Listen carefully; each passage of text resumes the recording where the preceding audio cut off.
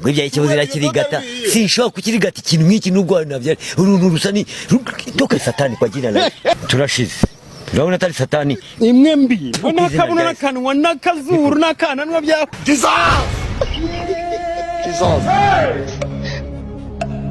Jesus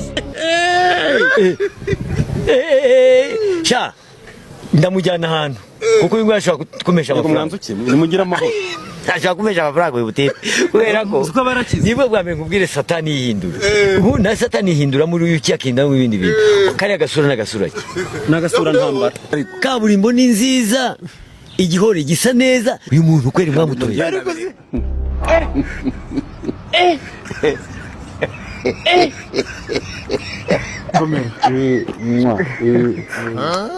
Sherumeze gute none? Watu wakinze ndanarakara. Umve kuri je no kwigenda. Mugabo ngirira ikigongwe. Nahuye n'ingorane mwibarabara. Ize ngorane. Mugabo uraraba imiduga yateje ingorane mwibarabara ambute yaje ari nyinshi. Akundi. So Kima yangaha ntabwo imeze neza. Kama zeni kurize. Perfume. Nengo kurize mugabo. Kihora nacho. Amaga senga ibyo bintu. Abisheri wanje. Ufise ingene uri kuraraba mu bikanezereza. Good. Uraraba yo kiri kutambura mwibarabara. Ejo twaratambuye mwibarabara umfashe ko mugabo abantu bakadukeza. Kupera yacu binejeje abantu bakishima. Bagatwenga bakavuga wow.